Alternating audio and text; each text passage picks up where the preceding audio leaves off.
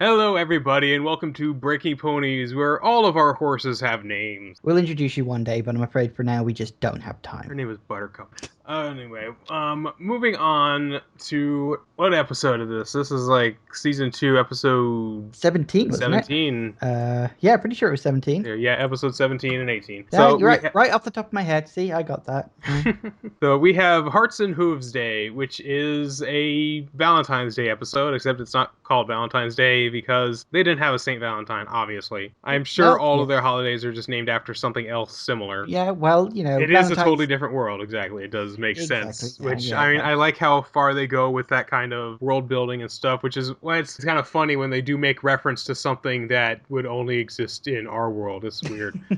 Well, yeah, sometimes you can think, oh, well, maybe that exists in their world as well, but, we just don't know the details Or it's just behind it. kind of a coincidence to it. Or Yeah, so yeah, like when they say, I'm it's fairly Hearts certain and that, like Hooves in the Day, last and episode, you hear Rainbow Dash say something like "for Pete's sake," and it's like, I mean, I don't even know who the Pete in "for Pete's sake" even is in the first place. So yeah, you have to true. wonder I don't how know that, that either. is it like Pete as in somebody called Pete or Peter, or is it Pete as in like, Like Saint Peter. it could be Saint Peter, That's who maybe. I would assume. That would make sense. I mean, it's not likely to be Pete as in the sort of Earth type Yeah, stuff, like is Pete it? Moss. Pete Moss, that was it. Pete Moss is Kate Moss's father. For Not. Pete's sake would be a good name for a florist shop. Yeah, that probably exists somewhere. It probably does. We've been into this for nearly a couple of minutes now. We should probably start on the Yeah, episode. they probably talk about the episode, yeah.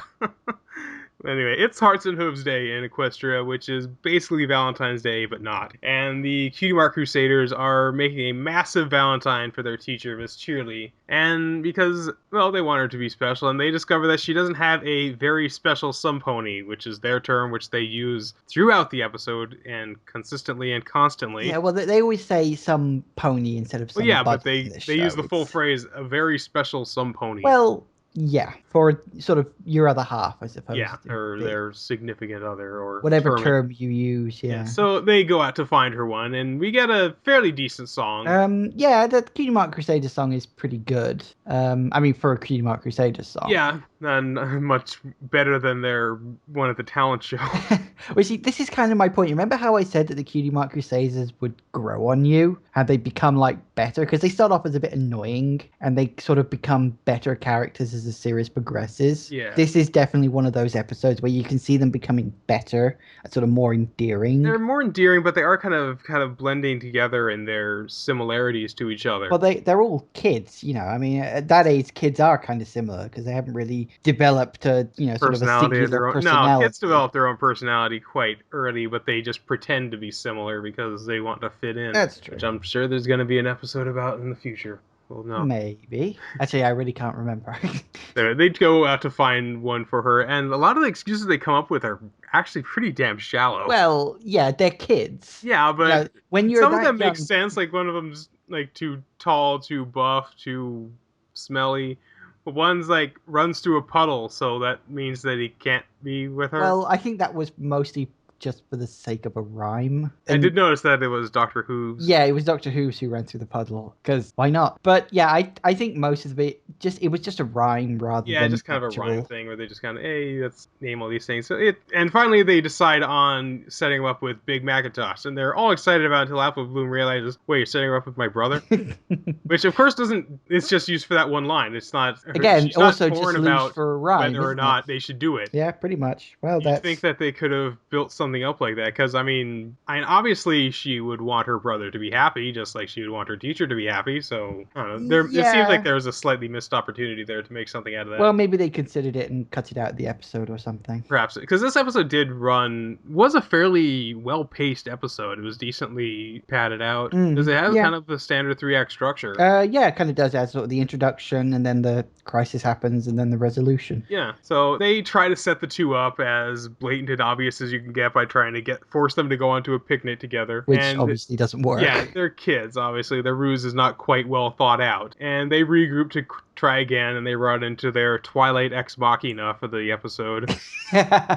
Yeah, exactly. We actually talked about this in that it's rather odd that she's the only one of the main six who even appears in this episode. And yeah, she's relegated to just a cameo status. Yeah, which is kind of interesting because it's one of the things I sort of mentioned about the second season previously is that, you know, in the first season they tried to focus on the main six as much as they could, but now sort of they're into the second season, they sort of fleshed things out a bit and they're more willing to focus on secondary characters. Well, they wanted to introduce the characters and let you know about them because they kind of had like 2 episodes each for each character, for each of the main 6 in the first season. Yeah, exactly. At least. And so that just kind of helped build up their characters. But now they're like, well, we kind of established a lot of these characters. Let's start establishing some of the ones in the background. And they kind of expand on the cast that way, which a lot of shows do. A lot of shows that have their run for so long does that. It's like The Simpsons did that as well. Oftentimes a character who's just brought in for a gag ends up kind of becoming a fully designed character, like Disco Stew. Or Hans Mole Man. Yeah, or Bumblebee Man. Exactly, yeah. So, I mean, yeah, it's very established stuff, yeah. But it's still nice to see it happen. Yeah, so they discover that there's a potion in this book from Twilight that it's a love potion, so they decide to mix it up, and with really weird harvest very odd where ingredients. They actually suck the color out of a rainbow with a vacuum cleaner. I'm like, okay. This works apparently. Yes, well, rainbows are created by the Pegasus ponies, of course. So perhaps they can drain the colors out of them after, because I mean, if the colors are put in by the Pegasus, then presumably you can pull it back out. So I'm just surprised that they're able to do it with just a vacuum cleaner. But again, I think that's probably just for the sake of a joke. Don't take it too seriously. Yeah, this whole episode is not really too much intended to be taken seriously, but well, it's a fun episode. Yeah, it is a good episode. I like this one more than the second one. But yeah, they make the love potion and they kind of trick their 2 lovers into drinking it, or their 2 prospective lovers into drinking it. Yeah, and they go completely nuts for each other. Yeah. And you finally get to hear Big Mac say something other than just yep and no. Yeah, which you actually commented about. Yeah, so I just made the comment, well, he never says anything else. Is he just like really soft spoken, or does he just have nothing to say? Was he slow? Was he special? Yeah, I asked, is he special? I wanted to say this. Considering what happened a couple of episodes ago with Derpy, do you really think they'd actually get away with putting somebody who is, quote, special in this show? Probably not. The thing is, Derpy makes it very obvious that she's she wasn't even supposed to be dumb. There, she has a slight speech thing, her eyes are off, and she's clumsy. That's it. This is my point. They weren't saying that she was special. They're just saying that she was a bit clumsy. The problem is a lot of people would interpret it that way. That's the way that it was presented. They needed to, and going back on a previous episode that we did talk about, going to be revisiting this an awful lot. Yeah, if we are going to back up, I'm going to say my piece here. If they are going to put her that way to make her that she's just kind of clumsy and has kind of a speech impediment and weird eyes, they needed to make it more obvious that it wasn't for that reason. It's just they needed to make it more obvious that that's exactly what they're doing and they're not trying to make it seem like something else. Well, they didn't really, did they? I mean, they just sort of, here's Derpy, you know, the eyes weren't even established by them. That was us. Yeah, in that sense. And okay, the voice was off, but I already sort of mentioned that the person who did the voice wasn't aware it was supposed to be even for a girl. You know, that was a case of crossed wires. And the clumsy thing, well, some people are clumsy, you know. And it's just like, I was just sort of saying that they wouldn't get away with it with Big Mac. Because they couldn't get away with it with Derpy. Yeah, I was saying that as a gag. Yeah, but I know. But I figured I'd pull you in on that and bring us back to Derpy again. Look, I'm going to be getting on my high pony a lot with that, okay? So we will be revisiting that quite a bit.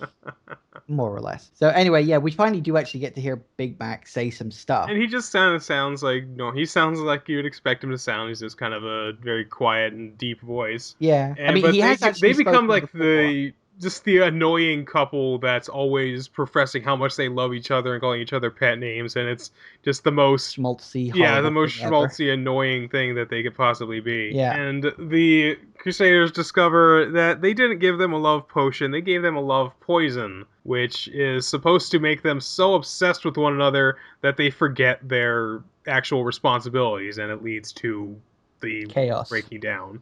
Yeah, which is obviously not good. So they discover that the way to break the potion's effects is to stop them from looking into each other's eyes for 1 hour, which Yes. you'd think would be easier than it actually was, but they're obsessed with seeing each other. And as soon as you drag them away, it's like, where's my friend? I have to go. I have to go see him. Yeah, exactly. It is a bit weird, sort of looking into these two obsessed ponies who are so desperate to see each other. Yeah, that's where a lot of the humor comes from with how obsessed they are with one another, even though it is artificial. They convince them to separate by convincing them to get married. So I figured they were going to go, well, you can't see a bride before her wedding because it's bad luck, so you have to go off somewhere else, which they didn't really flat out say, but that was basically their plan. So they get her set up to get her dressed and everything, and they send him out to get her the jewel or diamond or whatever that he's going to use. The wedding ring. Yeah, but they don't really have rings in Well, no, but Equestria, so they have it's the other equivalent things. of a wedding Yeah, ring. they have other things that they present to each other, I'm guessing. Yeah. It pretty much ends up with them physically forcing them to stay apart and stopping them from seeing each other we get a really pretty kind of harrowing time countdown where we're waiting for it to stop, which for some reason started exactly on the hour. Well, I think that was mostly so they It's could, just for like, convenience, yeah, I'm yeah, sure. for storytelling's sake. So, because you have this big clock in the background, it's like, it's counting down to an hour, we have to get it. And Yeah. they barely managed to get it. They're working just barely. They had like 1 second of leeway before they crashed into each other. But the curse is broken, everything's fine. They wake up in a pit on top of a mattress. It's like, why is everything weird?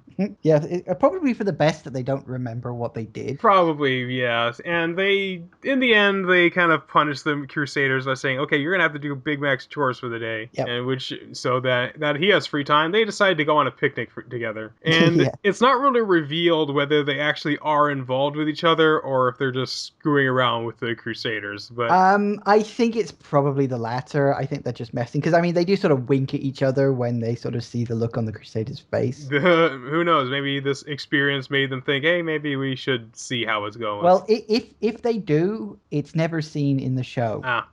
Let me put it that way. I do know that they've been shipped in the fandom. Well, I don't know if they were shipped before this episode. I don't really look at the whole shipping side of things. That just no, Right. just no. But I don't know if they were shipped before. But obviously they were shipped afterwards. Oh yes. So yeah. Anyway, moving on. Yes, moving on to A Friend Indeed. This was a Pinkie Pie centric episode, which seemed nice on the surface, but then you realize that there is such a thing as too much Pinkie Pie. Well, yes, there can be too much Pinkie Pie. But trust me, if you think this episode is too much Pinkie Pie, wait till you see what's going to be coming up. They did use Pinkie Pie as their nuclear option previously, so it's kind of obvious that there can be too much of a good thing, I guess. Well, it's like, it's all well and good when you have somebody who's like chirpy and upbeat and, always looks on the bright side, but there's a time and a place, isn't Right. there, for someone like that? Yes. And you're not always in the mood for someone like that. So yeah, you can see that sort of Pinkie Pie might get annoying to someone like the second character in this particular episode, but we'll get to that. So we start off with Pinkie babysitting, and I made like a Flashdance joke, but it's not even really close to it. But she's just babysitting the two kids, and well, we get a sort of pseudo training montage. yeah, where she's like suiting up, and like it's sort of like done as a training montage, but she's just kind of trying to make them happy. Yeah, pretty much it's just to set up that she's friends with yeah. literally everyone in town. Yes, she knows things about them. She talks to them. She gets little gifts from them. She is incredibly popular. Let me just say that was really creepy the way you said she knows things about them. She knows just the way good you said things it. about them. Yeah, she knows nice things like their birthday or their favorite cake topping. Not only does she know their birthday, she knows exactly how many days until the next one. You will find out Pinkie's secret in a later episode. I'm not going to tell you any more than that, but she has a secret. And you will discover it in a very later episode, actually. Like, you've got a while to go for that. Everything is fine until Cranky Doodle came to town. Cranky Doodle Donkey. Yes, Cranky Doodle Even Donkey. Even his name is a pun. Yeah, his name is a pun, and they obviously play the music to the theme, and he is very not happy to meet her.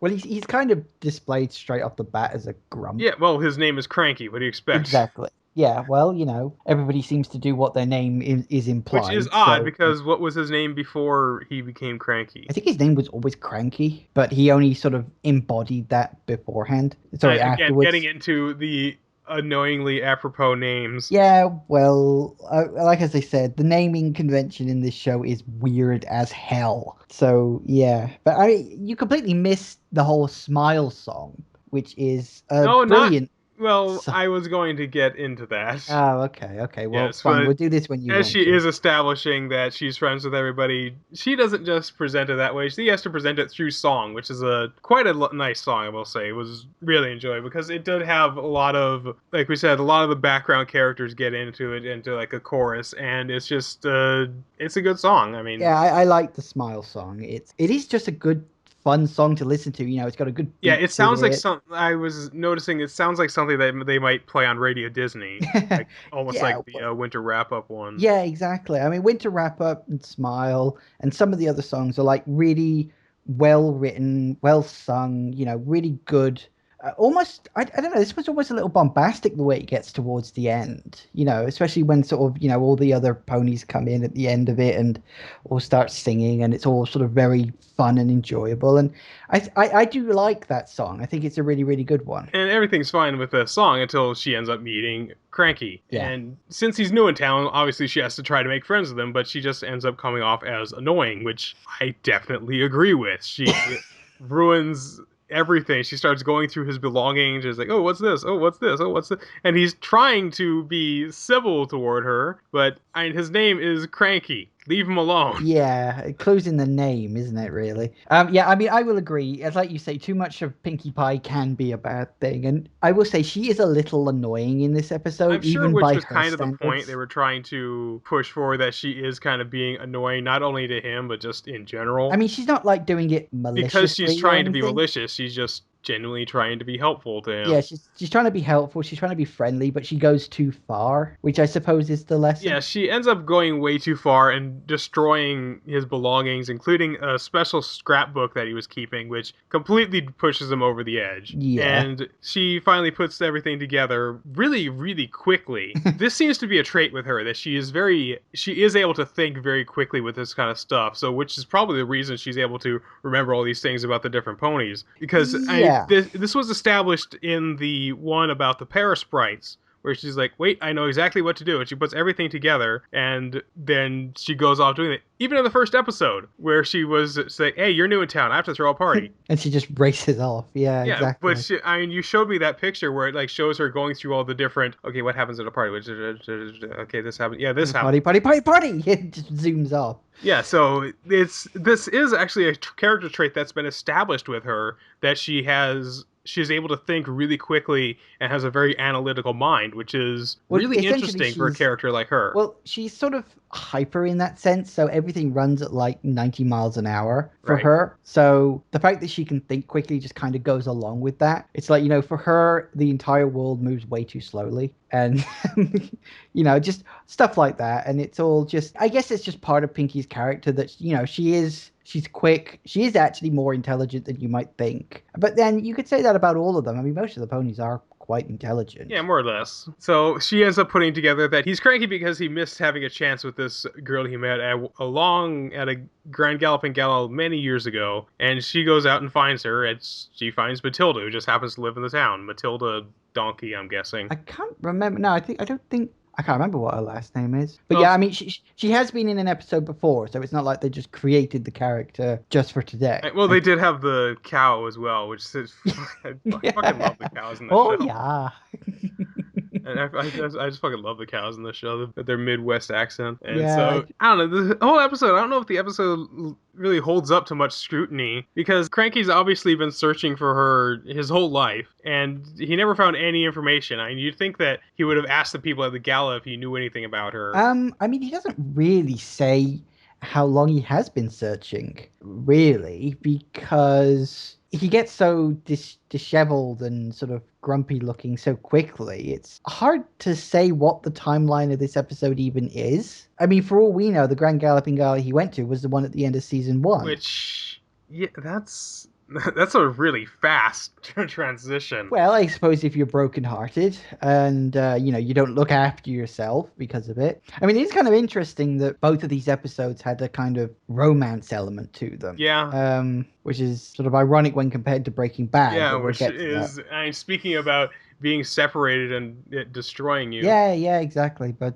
we'll get to that. But yeah, I mean, as I said, there's no actual sort of timeline to this episode given. So you could argue that it's just been the last sort of three For months. my own sanity, I want to assume that it's much longer ago because when it did show the gala, it was in black and white, and it was kind of given this kind of like old timey look to it. Well, it was sort of sepia toned, wasn't Yeah, it it? was sepia tone, but if it was only like from slightly earlier, I don't think they would have gone that sepia with it. I don't know. But I mean, even just like the Um, moral of the episode, I'm not quite sure works because it's like it's okay to be annoying to people if your intentions are good. yeah, it is kind of odd, but I think it's like, They do kind of explain at the end where sometimes people do just want to be left alone and they're happy to be on their own and they just want quiet time, which is certainly true. A lot of people are introverted, but I mean, Pinkie is very much is a textbook's extrovert.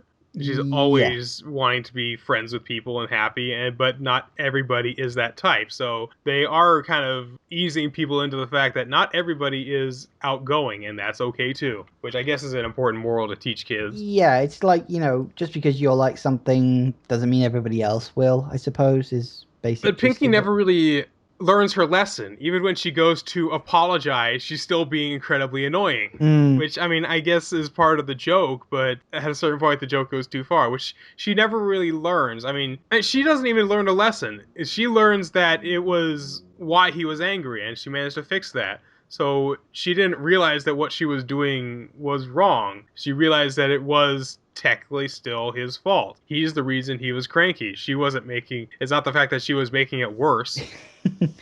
Well, you can't learn a lesson all the time.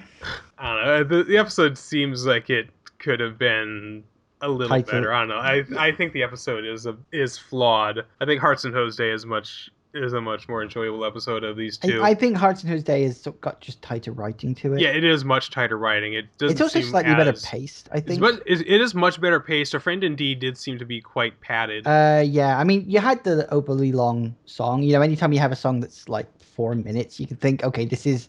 I mean, even if it's a good song, you kind of think, well, this is clearly just Yeah, padding it's as well as padding because they anything don't else. have enough in the episode to really keep everything together. Yeah, Yeah, but I don't know. I mean, it's a decent enough episode, and it's always fun to see Pinkie Pie run around and do stuff and in break the general. fourth wall and like And breaking the fourth wall, stand yeah. upside down and gravity and everything. It's just Which again, it's just Pinkie Pie. That's what she does. so.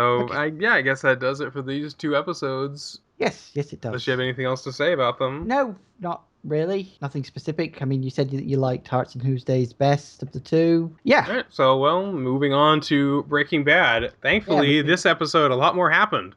Yes, well, it was weird actually. It was kind of an episode of two halves. It's like it started off like not much happening, and then as the episode drew to a close, everything happened at once. Yeah, But we'll get to that. So the episode is called Caballo sin nombre. Caballo sin nombre. Yeah. Okay, which is apparently a horse with no name. Yes, Uh, it's Spanish, obviously. A Spanish, obviously. So a horse with no name, you said was apparently a song, and I didn't recognize the song until it was actually playing on the radio, and I was like, I've heard that. I've heard that song before, and I remembered it was from a car advert. Yeah, they do use it in a Matchmaker. lot of stuff. It's a fairly popular song, not just for just people liking, but it's used in a lot of advertising or just like setting moods. It is very much atmospheric kind of song. Yeah, I mean, I've only seen it in one advert I can think of, and it's just a guy sat in a car in the middle of a traffic jam singing. He is singing that song. It's not even on the radio. He's just singing it, and that was pretty much the advert. Yeah, adverts are weird sometimes, but ironically enough, it actually starts with Walter driving his car, And listening to as that soon as song on I the was radio. seeing his, because I haven't seen this episode in a while, and it's like I'm sure they're gonna play the song at some point in the episode. And as soon as the episode starts, I was like, oh, there it is. Yeah, it was on Walter's radio. So yeah, so Walter's driving his car down this desert road, gets pulled over by a police car because his front windshield is still smashed Yeah, from smashed from all the the debris fallout. yeah from the airline crash, which I think they said was only about a week ago. didn't they? It was something like that. About a week. Which sort of gives us sort of a rough timeline of how things are moving on. And he gets really sort of angry with the police officer, like really angry with Yeah, him. he ends up. I don't know why he was being so antagonistic, because you don't piss off police. You even I if you are in someone, especially someone in Walter's position, who is, he may not have had any drugs or drug related stuff on him, but he doesn't want anybody fucking investigating his life. Yeah, I think it wasn't so much he was angry at the police officer. I think it was just a case that everything had happened had just built on top of him and it just broke. Yeah. And he just snapped and just had to have a go at someone. And, the police officer happened to be there giving him a ticket for something that he saw was completely irrelevant. And, Walter just completely blows up. And understandably, the police officer doesn't take kindly to that kind of thing. No, and he ends up And pepper spraying him. he ends up getting pepper sprayed and arrested. Then we get the intro credits. So, great way to start the episode. Yeah, you got him with snot dripping down his nose, down to his fucking mustache after getting blasted in the face with this fucking pepper spray, and his eyes are red throughout the entire rest of the show. Yeah, I noticed that as well. I mean, the pepper spray is designed to do that. Yeah, pepper spray is designed to fuck you up. Yeah, I mean, did they actually pepper spray him, or was that? I don't think so. I think it's just acting and makeup. Yeah, very good makeup. So anyway, Hank ends up bailing him out. Sort of, he obviously, Walter apologizes to the officer, and sort of Hank explains that he's got a lot of shit going on in his life. So he gets out and sort of, they're sort of talking, and Walter says, Skylar doesn't want me seeing the kids anymore. And obviously Hank is rather sympathetic. Sort of throughout this whole sort of episode, you got the whole divorce with Skylar thing going on, and sort of Walter dealing with that, and he's kind of breaking down slowly throughout the course of this episode. See his kind of life just kind of degrading. Yeah, because Skylar now knows the truth about the whole meth thing, and she has sort of kept her word. When Sol sort of shows up to see Walter, Sol sort of says that, Skylar isn't going to say anything because it would hurt her just as much, hurt her and everyone else. Yeah, so he's not really worried about her blabbing. It's the fact that he started doing this in the first place because he wanted to make sure his family was taken care of. Exactly. And now he's starting to question, if he's losing his family, why even bother doing it anymore? Yeah, exactly. And I think that was one of the reasons why he sort of told Gus in the previous episode, and so again he tells Sol in this episode that he doesn't want to do it anymore, because he's like, doing it has it's kind of saved his life but also ruined it at the same time.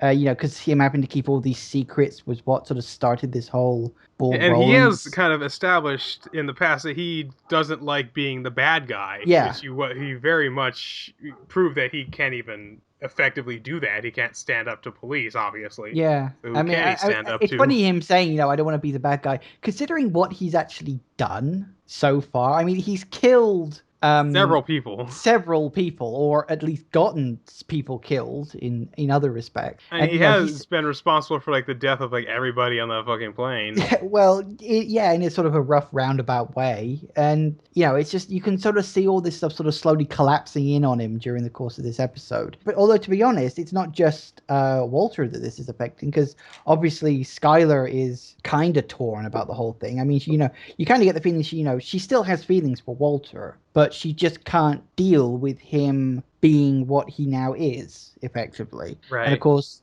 Flynn doesn't understand anything that's going on, and he just doesn't know why they can't be together, because he obviously loves both of them. Well, yeah, I mean, it makes sort of sense, because he doesn't know what Walter and Skylar know about the whole drugs and everything like that, and he's still got that money for Walter White website, which apparently seems to be still pulling money in, because it was up to 137,000 or something like that. No, it's 13,000. Was it 13,000? I can't even remember what it was. It's still a decent amount. Yeah, it's one hell of a large amount of money. You got all these things, and then of course on the other side of that, you got Hank and Marie, who are sort of standing on the sidelines trying to work out what's going on. And Hank believes that when Walter was sort of dying and everything, that he had sort of midlife crisis and probably ended up having some sort of mistress or something, some sort of affair. And Marie isn't buying it. And so, you've got all these sort of things going on around Walter. And for him, most of the episode just focuses on him trying to just deal And really. you glossed over the fact that I expected you to hit on this a bit more. Flynn goes back to being called Walter Jr. Well, I wasn't really going to mention that because I'm hoping it's a temporary thing. Yeah, there's a one point where because obviously he's mad at Skylar. Flynn is mad at Skylar for chucking Walter out. So he says, call me Walter Jr. because I'm his son too and Yeah, all that because stuff. he obviously wants to spend time with his dad. He doesn't like the fact that she's keeping them apart. Obviously, so Yeah. at one point he actually leaves and goes over to where Walter's staying. Yeah, exactly. And that sort of leads to, I mean, Skylar is at work at the time, and Walter sort of rings her up and say, Walter Jr. showed up here, and what do you want to do about this? And although she does have an interesting conversation with her boss Ted, because he's still cooking the books, as it were. Yeah, He's he's been lying and he wants her to go in about it, but and she doesn't want to for and she's obvious reasons. obviously a very moral person. She won't stand up for Walter's crap. She won't stand up for Ted's Yeah, crap. exactly. So, I mean, it all makes sense. And, she asks him, how do you sort of justify what you're doing? Because, what do you think your kids are going to think about this? And he just says, well, I was doing it for them. I'd hope that they would understand because all I'm thinking about is them and their future. And I'm kind of thinking, I wonder if those words are going to actually stick with her or not. Of course, they didn't because she still ends up chucking Walter out. Because when Walter takes Flynn back to the house, he buys this giant ass pizza. He says, I was thinking, I know you don't really want to talk to me, but do you think we could just sit down, have a few slices of pizza, and just like talk like two adults? And she's just like, no, poof, door in his face. And then it ends up with the brilliant scene. He gets really pissed and he just throws the pizza. And you said that it wasn't even meant to go on the No, it roof. was. Well, I don't know if it was actually, but he had managed to get it on the roof in one take. They managed to do it on the first take, which was spectacular because they got this great shot of just going nuts and it goes plop right on the roof. It's like, Yeah, I mean, it's not even like folded, it's flat, perfectly flat, almost neatly done on the roof, which is just brilliant. And it becomes the thing throughout the rest of the episode, which is which is absolutely brilliant. and it went It's- on to become kind of a meme with the show itself with the pizza on the roof. really? Yeah, I there's I like can understand that. they've done like fan made Lego sets that have the pizza on the roof. Oh, very good. I can understand that. I mean, that is very funny. I mean, I did laugh quite a lot when I saw that. It's just he did it so perfectly. It just here's the pizza for the roof. And it's just like so he's literally there for the rest of the episode, which is brilliantly hilarious. And then of course she calls him later. Is like, Walter, why is there a pizza on the roof of the garage? Yeah, I went out for my morning paper and I noticed there's a pizza on the roof. Would you know anything about that? And of course, then she decides to threaten him with a frigging restraining order, which is just that's a bitchy thing to do, Yeah, that's you just a know? slap in the face. Yeah, I mean, yeah, his life's bad enough, you doing something like that. Anyway, while Walter's going through all that crap, Jesse, on the other hand, is having a pretty good day. Oh yeah, you love Jesse's subplot in this Oh, one. I mean, the Jesse subplot, it was only about, I don't know, 7, 10 minutes of the episode. So, like, not a huge chunk, but he's obviously getting his life back together in a big, serious way. I mean, he's got this sort of medallion, sober for 45 days or whatever it is. And he happens to be sort of driving down the road, and it's the old house he used to live in, which used to be his aunt's. And then, of course, his parents took it off him rather unceremoniously at the end of season one. Was it season one? Or was that the beginning of season two? Oh, around that time, yeah. It was around that time. So, of course, his parents took it off him. And he was really pissed about it. And he just happens to be driving down the road and he sees that they're selling it. So he has a sort of quick chat with his dad, saying, do you mind if I have a look around? Because all these workers are building the place up. And after that, he goes to see Soul to get his money. So a big bag of cash. He goes to Soul, do you want a job? And then the next time we see Soul, he is acting on Jesse's behalf to buy the house anonymously. I want to Yeah, point out. he keeps his client anonymous, but you knew immediately. Oh, I know who the fuck Oh he yeah, is. it was pretty obvious it was Jesse right from the off, and I was grinning throughout that whole scene because I mean they want to sell the house for what was it, 875 Yeah, thousand, decently high number. which is a pretty good number. I mean it's a completely detached house, 3 stories including the basement, so it's a big house. So I can imagine 875 is probably a good amount for a house like that, and Soul offers them 400,000. less than half. And of course, they're walking up, and Soul just goes, "Well, I suppose you probably wouldn't want people to know about the meth lab that was stashed in the basement," which doesn't happen to be on any of these papers in terms of declaring what the house used to be, we used to have in it. Effectively, Jesse manages to get his old house back for less than half the price it was actually being sold for. And it's a brilliant scene. Sort of the last scene with Jesse in the episode is Jesse's parents are sort of moving the last of their stuff out, and they see him come up, He's and like, they're yeah, like, you can't go in there. New owners are coming in.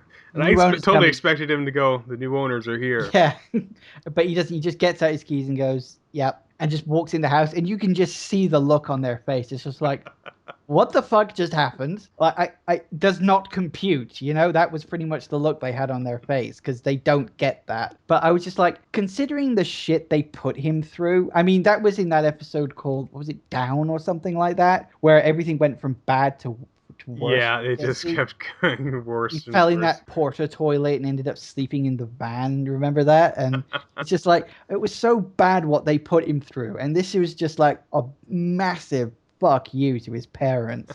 And it's just like, yes, fucking Massive yes. $400,000 fuck you. Yeah, which was just, it was really, really great to see Jesse because you can kind of tell he's really fucking working it now. Oh yeah, So he's he's doing it. He's doing what he should have been doing in the first place, but they didn't have the means to do originally. So I'm kind of curious to see what else Jesse has planned for himself. because he's got his house, he's got himself sober. He seems to be doing pretty well. He Yeah, so probably is not looking. He's probably not looking into going back into dealing drugs or anything. yeah, I mean, it's a curious thing because, I mean, obviously Soul was kind of wanting them to do it because obviously he was making a good chunk of cash when they were doing all this stuff. So it's sort of interesting to see sort of what the future holds for them now because this is where we got into the really, really interesting bit at the end of the episode. Sort of earlier on, Soul contacted, I cannot for the life of me remember his name. In fact, I think in terms of the show, we've never actually heard his name. He's kind of a fixer that Soul calls.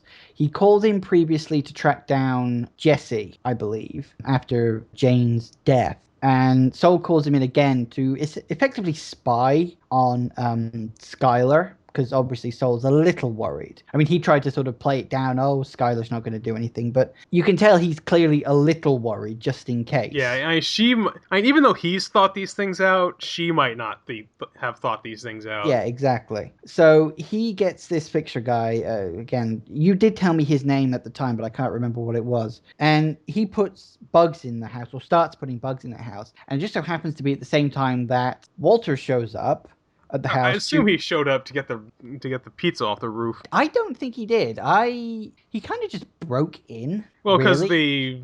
they changed the locks on the doors, Yeah, so he had because to break Skylar in. had changed the locks again. Another slap in the Yeah, face it's for really Walter. bitch move on her part, but I guess she was worried about him just showing up randomly. And hey, look, he showed up randomly. Yeah, well, yeah, I suppose you can sort of justify it like that. But Walter breaks in using the underground crawl space from a previous episode, which I did wonder if that was going to come to anything or not, but I guess. And he rather randomly decides to have a shower to clean himself up after crawling through the crawl space, which was full of cobwebs. I mean, I couldn't have done that. I mean, Yeah, as much as you hate spiders, you could not have gone through that. I cannot stand spiders in the slightest. I could not have done that. So yeah, he's having a shower, and some people show up. There are two guys from the previous episode that the unceremoniously just killed this entire Yeah. this entire truck smuggling You immigrants see across. them very briefly earlier in the episode. I'm gonna just call them the two unnamed killers because that's pretty much a good summary of who they are. There's just two guys who come in with a fucking axe. Yeah,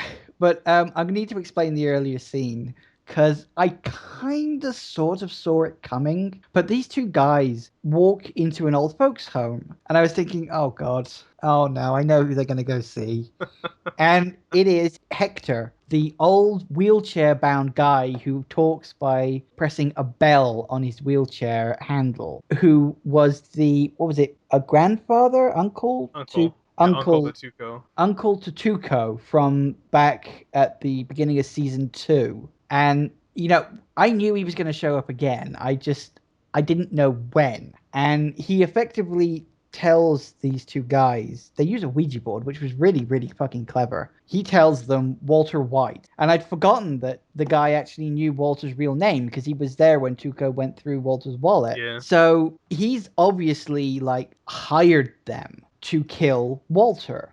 So they show up at his house with a friggin' fire axe. And he's in the shower room having a shower, and he doesn't know they're there. And the fixer guy who's outside the house watches them walk in, and he makes a call on his phone, and it came out of absolutely nowhere. I was genuinely not expecting it. I thought he was going to call Soul because Soul was the one who contacted him. Yeah, exactly. But I mean, Soul contacted him, so you'd assume that would be who we talked to. And you assume, hey, something's going on here. You just know about it. Yeah, but he doesn't call Soul. He actually ends up calling Gus, who was the drug kingpin from the last bunch of episodes, which completely knocked me sideways. I was so not expecting that. I mean, I knew Gus was going to come back into it. You just didn't know in what capacity. I didn't know in what capacity. I kind of assumed that what happened is that Walter would have a change of heart and he'd go back to Gus and say, actually, I changed my mind. If you're still willing, let's do some work together. And that's what I was expecting. I was not expecting that. But even more interestingly, after hearing that, Gus contacts our two nameless killers and calls them off. So there are a lot of cross wires going on. Yeah, so I mean, obviously, the way I assume that this is. Well, okay, I'll tell you what I'm thinking is. Okay, clearly, yeah, you go first because you're. Yeah. Obviously, I'm the one who's actually watching this for the first time. Clearly, these two guys are like hired assassins. You know, you can call them up and they will take care of a problem for you. It seems that Hector, the wheelchair-bound guy, obviously contacted them to take care of Walter in revenge for killing Tuco. That makes sense. The fact that they know Gus is kind of interesting. Not exactly sure what the connection would be, except for the fact that perhaps he's used them before, or he knows them in some capacity because he just sends them he just sends them Poyos and they're like, he just sends them Poyos in the text, which is pretty much what he sends to anybody. He sends the same text to Walter when he wants to meet up. So yeah, exactly what their connection is, it's hard to say at this point. Maybe they've worked together before, maybe they even somehow work for Gus. I don't know if Gus has any authority south of the border or not. That's very much up in the air. So you've got this cross line of these two killers seemingly working simultaneously for Gus and Hector. You've got this unnamed fixer guy, again, I still can't remember his bloody name, who also seems to be working for both Soul and Gus as well. So it all really seems to revolve around Gus a lot at this point. Yeah, well, clearly Gus is, like I said, you don't get that big without making connections and making friends with people. Exactly. I mean, so he obviously has his hand in a lot of pots right now. But the way I assume is that they heard about Heisenberg and they discovered that through some way they discovered that this guy in this old folks home knows who Heisenberg is. So they go out, they track him down that way. So I don't know how Hector would have been able to call them, seeing as he can't talk or even use a phone. I suppose that's a fair point. But I mean, you think, I don't know. Actually, that is a fair point. Yeah, because if stuff is coming from north of the border and there's this Heisenberg guy that is creating this incredible stuff, I don't know why they would want to kill him. But obviously they're threatened. They're probably sent by another cartel that is obviously threatened by this. And the cartel would probably know about Gus's territory, or if they've used it in the past, they kind of know what Gus does up here. Gus might even be connected to the Southern Cartel as well. So you think it wasn't so much the fact that these two killers are working for either Hector or Gus, you think it's just they got the message from Gus and out of a respect, either respect or fear or something, they decide to back off. Yeah, they back off because this is my territory. Because just the word Poyos was enough to get them out of there. So they know what it means, which means they know about Gus. They know he's with Los Poyos Hermanos, and they know that that's his code word. So okay, this is not as clear cut as it is. We need to leave and regroup. Yeah, I suppose that is true. I mean, I guess I haven't really had any evidence that they're working for anybody yet. So as I said, it all sort of happened at the end of this episode. Yeah, and of course Walter walks out of the shower and everything's fine. He's completely unaware of anything has happened. I mean, the only thing he noticed was that the toy eye, Which has which been was just from floating the around teddy for the bear. last like season. Yeah, I mean, literally, it was first introduced in the first episode of season 2 as like a prop in the black and white swimming pool scene that I remember telling you about so many fucking times. And Walter still has it because he found it in the pool sort of drainage system. And it's just kind of been sitting around. It was under his bed at one point. Yeah, and he's just, and he, the only thing he notices is it seems to have moved, but there was no one in the house at the time. So Walter is completely oblivious to any of this stuff that was like, circling around his head at the time. You know, all this stuff's going on, and it's just like he He may has no want idea to. how close he came to just being hacked up in the shower. Yeah, exactly. I mean, it's also the fact that, he wants to leave this world behind. He wants to go back to a normal life. He may not have a choice. If these people really are circling around him like that, he may have no choice but to keep going in whatever the hell he's doing. Like, if Gus really can call these killers off, maybe his only choice will be to work with Gus for protection. Yeah, because if Gus is his own protection, he's gonna need that protection. Exactly. So, yeah, I mean, like I said, not much happened in this episode. I mean, the Jesse thing was really brilliantly to watch, but everything happened Like in in the that sort last of like 10 last 10 minutes. minutes, which is, it's a great thing about the show that they can just do pretty much a non-episode and then just drop everything on you at the last 10 minutes of the show. Yeah. So, Yeah, season 3 yeah, is where it really starts to pick up. well, obviously, because now they've got a lot of stuff to actually play with, haven't they? So it'll be really, really interesting to see what happens next. Because you've got Jesse seemingly sorting his life together. Walter's got this sword As dangling. Jesse's life is coming back together, Walter's life is falling apart. Yeah, well, it's all good like that. So, as I said, I mean, you can't have it go too easy for the characters because that's not Right. entertaining. We've discussed this already. So, yeah, really interesting to see where the hell this is all going to go next, and the interaction between all these characters, both old and new, is hopefully going to keep things really interesting. So, yeah, looking Yeah. forward to the next Yeah. episode. Oh, yeah. So, yeah, I guess that does it for Breaking Ponies today. Please leave comments, message, Yes, subscribe, like, um, all that good stuff. yes, please do. Please, please, And please do. we will see you folks next time. Bye bye, Goodbye. everybody.